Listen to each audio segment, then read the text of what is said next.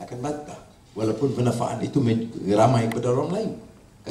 Kita akan ada satu program di negara di mana semua pelajar diberikan kemudahan asas dan pendidikan itu percuma dari rendah hingga universiti. Tentunya manfaat lebih kerana jumlahnya ramai, itu orang Melayu. Ya. Tetapi mengapa nak kita setelah setengah abad merdeka pinggirkan sekelompok Cina atau India yang merasakan mereka itu tersisih. Jadi sebab itu kita nak timbulkan this new mood of togetherness as Malaysians.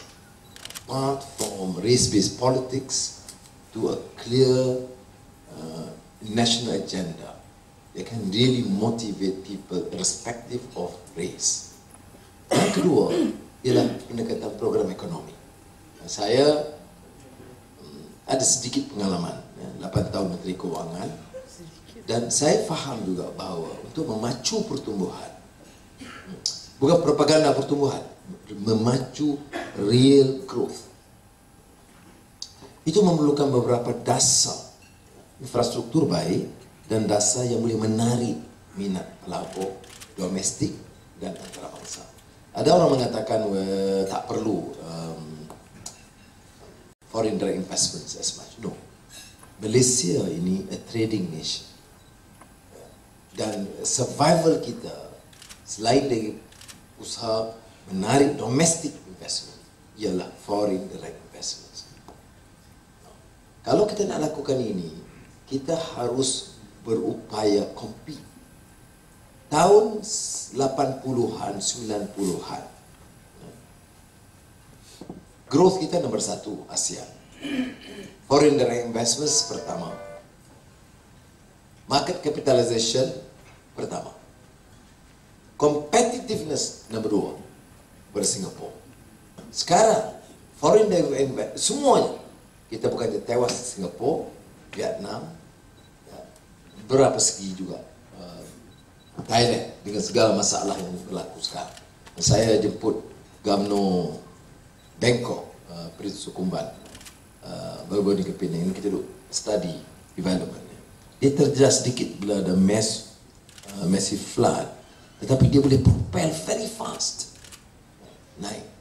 Kita nak masih mendata dengan masalah-masalah. Kalau sudah lihat, kalau sudah baca utusan tonton TV3 tak akan dapat kan. Tapi kalau tengok defisit tak ada masalah. Macam kita meniaga, orang meniaga hutang, it's not a problem. Tapi kalau ada hutang 15 tahun berturut-turut, it's a problem. Hutang besar dan meningkat. Negara pun macam itu. Kita kalau setakat berhutang, dulu masa Allah Tun Razak hutang untuk dari World Bank untuk bangunkan Felda. Orang faham. Kemudian bayar balik. Dan saya nak on record menyatakan bahawa yang bayar balik paling banyak dalam sejarah itu zaman saya Menteri Kewangan. Sebab saya buat perjanjian even prepayment, 12 bilion ringgit prepay. Kerana masa itu kita ada surplus. Okay. Kalau kita nak majukan ekonomi, kerangka ini kena betul. Dan nak compete, masyarakat pun lebih matang dan dewasa. Ini ada relation kepada isu yang ketiga, iaitu governance. Mengapa orang tumbangkan Husni Mubarak? Governance. It's corruption. Ini mana abuse of human rights. Orang merdeka 50 tahun, 60 tahun di sana, 70 tahun.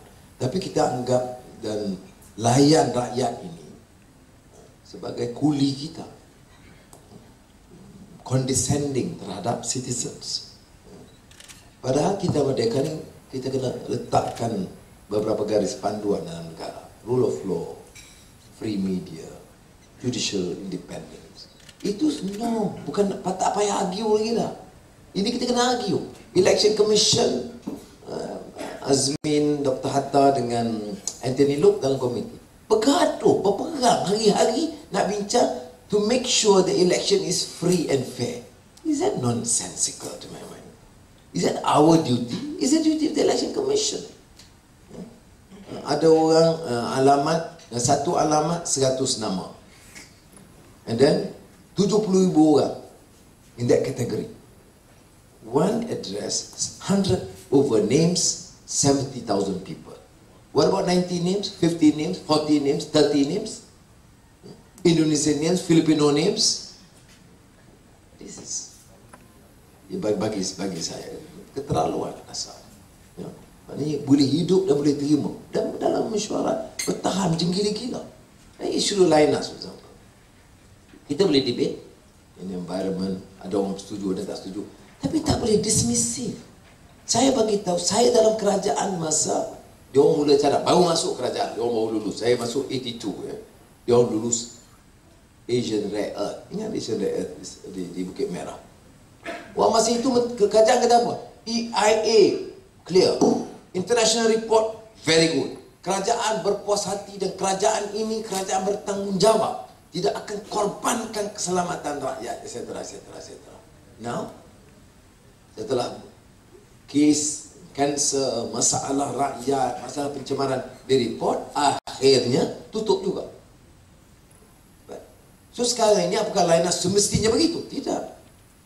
I mean, you want to take a more liberal, open view, fair. But let us discuss. Don't umpamanya korbankan kepentingan dan keselamatan rakyat kerana wang ringgit, keuntungan 1-2 syarikat. Dia campaign di bawah apa? Ini masalah Cina. Anwar Fuzian diperalatkan oleh kerana nak pertahankan Cina. Jadi Cina mati rajuk tak apa. Apa punya logik ni? So bagi saya, kalau dia kata hujah dia kuat, then argue the case out. Jangan buat dulu. Ni dah siap dah. Baru nak buat Parliamentary Select Committee. Ini isu-isu yang kita kena buat yang relate kepada isu yang ketiga, iaitu kita kena enhance kita kena tingkatkan keupayaan kita untuk menjadi negara yang matang dari segi demokrasi, hormat pada rakyat, dan dalam masa yang sama tingkatkan mutu pendidikan, mutu kesihatan. Bukan you want care, you tanyalah mana doktornya. Every decision flip-flop. Service salary for civil servants, ambil apa ni so-called consultants, jangan tarik balik. And then now 1K, I'm sure it's a matter of time dia kata review balik. This is a review government. Every month announce a new project, the next month they will have to review the project, except the lembu kondo, which the expertise with Zuraida. Jadi sekali lagi saya ucap terima kasih kerana kita ada dialog. Saya tutup sekarang ini dan usulkan saudara ambil peluang untuk mengemukakan pandangan. Inggeris boleh, Melayu boleh, Cina boleh, Tamil boleh, Urdu, Hindustan pun boleh. Assalamualaikum. Waalaikumsalam. Terima kasih Yang Berhormat Presiden Ibrahim atas ucapan awal beliau pembukaan. Jadi saudara di depan sana ada 2 mikrofon, jadi tuan-tuan boleh manfaatkan. Sila tanyakan sebarang soalan. Sebelum itu perkenalkan diri tuan-tuan dahulu. Dipersilakan.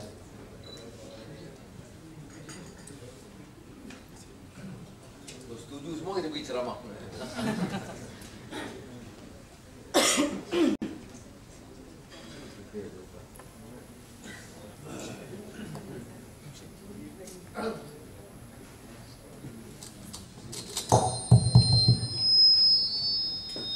Good evening, ladies and gentlemen. Dato' Sri Anwar. My name is Gan. I'm a resident at Bukit Antara Bangsa. And obviously, I'm a supporter of the opposition. And please excuse me if I don't communicate myself well, because this is the first time I'm coming up to make the speech. Anyway, earlier on I was mentioning to Puan Zuraida that I have certain things that I'm not happy with the way the Selangor government is running. And being a member of a constituency, I said I wanted to meet her to express my views. And so happened, that was only a week ago, and she told me, oh, we are having a session with Dr. Sri Anwar, and she says it's a fairly private session, and if there's anything that you want to voice out, I think this is a right venue to do it. So here I am today. And I was also mentioning earlier on to the people at my table that I've always been non-active in politics. I only got interested in it when after Dr. Sri Anwar was assaulted back in '97. And it sort of woke me up that, you know, injustice like this could happen to any of our family members. And it's time for me to take some, to participate. And that was when I registered myself as a voter. And I've never stopped since. So the reason, you know, I'm also a businessman, Dr. Sri Anwar, and I've always been very vocal and stand up against authorities. I've sued DBKL, I've sued the state of Malacca, and recently I've sued MBPJ. I've won the case against them, and sad to say, they've blacklisted me because of that. So, Dr. Sri Anwar, I would like to say, we all voted for a change in government and mindset, not just for personalities. And I would like to appeal to you, please. The Chinese have a saying, soldiers hold guns, scholars hold pens. Please put scholars in place of managing the government. In Selangor, we have too many people who are unfit to govern, who don't know the objective of their positions. And this, I would like to say, can cause a lot of votes to be lost if this matter is not addressed. We want a change in people as well as mentality and mindsets. And me as a businessman is feeling the same problems I am today with the Selangor government. I'm in the outdoor advertising. Back in 2009, they came up with a policy that says, we are imposing a new tax on this industry because it's a very profitable industry. They are taking 30% of our gross income.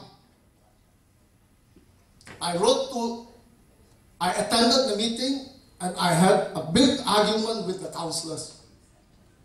Because of that, they blacklisted me and I had to take legal suit to stop them from imposing that 30%. In fact, I officially wrote a letter to the Menteri Besar offering him my business, Gannett Outdoor Advertising, for free with $30 million worth of assets. And I asked in return for 15% of my income instead of 30%. I did not receive a reply for that, Dr. Sri. So please, we all support a change in government. But you have to put the right people in place. Many of the councillors, including people like Ronnie Liu, I know he's not a member of your party. Gobind Singh is my lawyer and has been my lawyer for 15 years. He set up a meeting for me with Ronnie Liu. I mention names because I do not owe anyone favors, Dr. Sri. And I do not ask for favors. I went to see Ronnie Liu. And I told him what he was doing is wrong. I said, public perception will be very bad for this government. His response to me was, my wife is also public one, coming from a member of the government. I walked out of that meeting because I don't owe him a living and I don't owe him an allegiance. So, but please take what I'm saying positively. I am for Abu. Anything but Amno.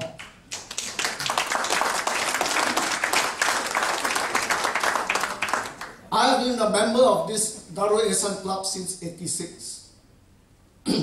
And for people who know me, you can ask all the Malay members here. They are all my brothers.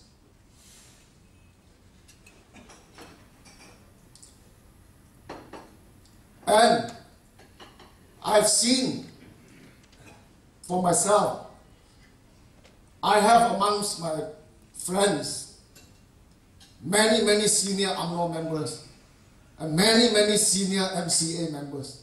So I know what goes on. That is why I'm for Abu. I ask my Malay friends, what has UMNO done for the Malays? All the caddies in the golf club are Malays. After 50 years, they are making 300 to 500 a month. Majority of the prison inmates are Malays. Drug addicts are Malays. Till today, the drivers are still Malays. What have they done for the Malays? And MCA. What is the favorite topic when they are together? Of course, video is one thing. But let me tell you, they have the same agenda. That is to keep the Malays downtrodden. Malaysian. My children, my two sons have to work in Singapore. Because they get paid 10 times what they can get here. Why should that be?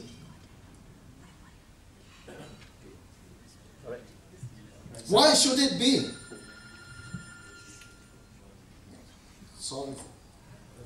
This is my good friend from the golf course, Encik Nasir. Anyway, to me, I tell these MCA people, and I'm talking about even Lim Leong Sik, who I used to play golf with. All right. We'll respond and get others. Yeah, thank Okay, you so thank much. you. Thank you. So can I ask for a second question from the floor? Anybody?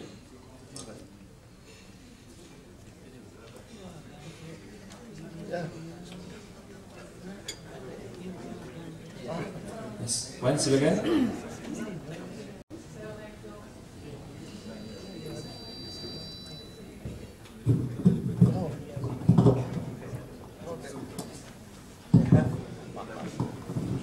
Assalamualaikum. Saya Siti Rohani Muhammad Yusof. Saya daripada Bukit Antarabangsa.